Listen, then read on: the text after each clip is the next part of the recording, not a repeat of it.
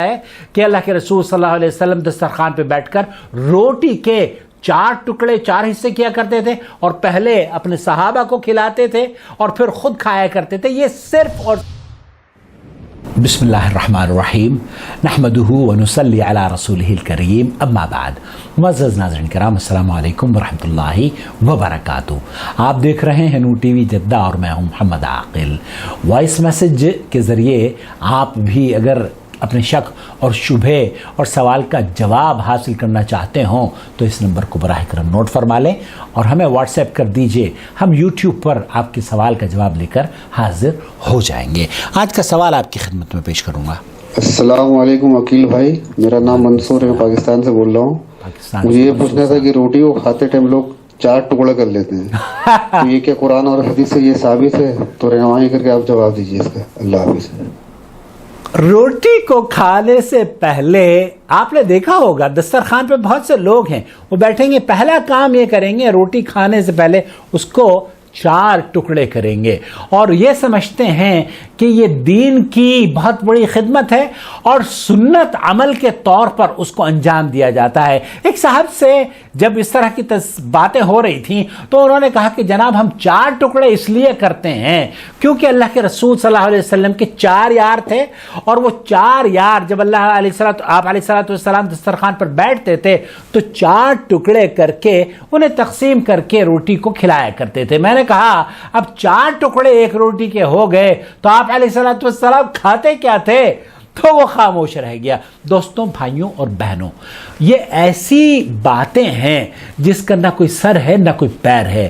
یہ وہ بدگمانیاں اسلام کے اندر پھیلائی جا رہی ہیں یا غلط باتیں اسلام کے اندر پھیلائی جا رہی ہیں یا سنت سمجھ کر لوگ اس عمل کو کرتے ہیں، اس کی کوئی حیثیت نہیں ہے. اسلام میں کھانے کے آداب ہیں. اللہ کے رسول صلی اللہ علیہ وسلم نے فرمایا ہے کل سم اللہ وکل مما یلیک وکل بیمینک. اللہ کے رسول صلی اللہ علیہ وسلم نے فرمایا بسم اللہ کر کے کھاؤ اور اپنے سامنے سے کھاؤ، دائیں ہاتھ سے کھاؤ. یہ اللہ کے رسول صلی اللہ علیہ وسلم کی تعلیمات ہے کھاتے وقت کی.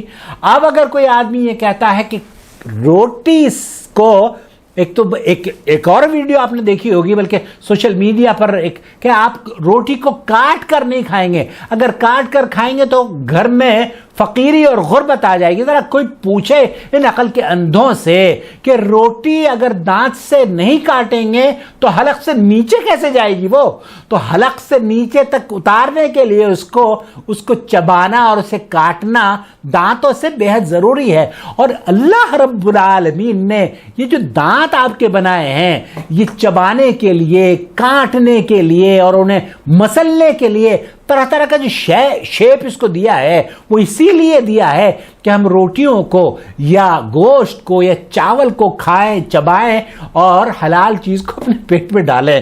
تو یہ بات نہ قرآن میں موجود ہے، نہ حدیث میں موجود ہے اور نہ ہی کسی سلف اسلاف نے اس کا تذکرہ کیا ہے کہ اللہ کے رسول صلی اللہ علیہ وسلم دسترخوان پہ بیٹھ کر روٹی کے 4 ٹکڑے 4 حصے کیا کرتے تھے اور پہلے اپنے صحابہ کو کھلاتے تھے اور پھر خود کھایا کرتے تھے. یہ صرف اور صرف یہ گمان اور توہم پرستی ہے اور غلط فکر کی یہ غلط بات جو وجود میں آئی ہے، یہ بیس لیس سٹوری ہے.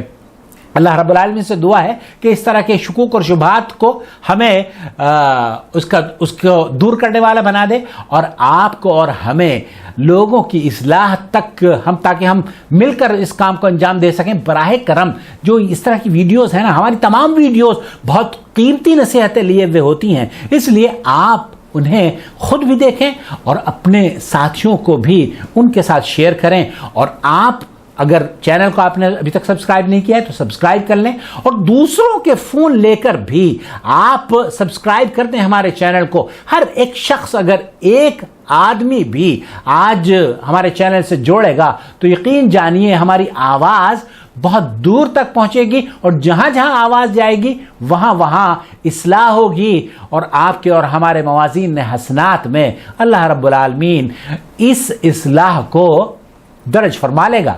السلام علیکم ورحمۃ اللہ وبرکاتہ. يا أيها الذين آمنوا اتقوا الله حق تقاته ولا تموتن إلا وأنتم مسلمون واعتصموا بحبل الله جميعا ولا تفرقوا ولتكن منكم أمة يدعون إلى الخير ويأمرون بالمعروف وينهون عن المنكر وأولئك هم المفلحون.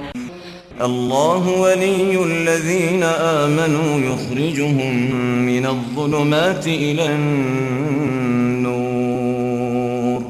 والذين كفروا أولياؤهم الطاغوت يخرجونهم من النور إلى الظلمات أولئك أصحاب النار هم فيها خالدون.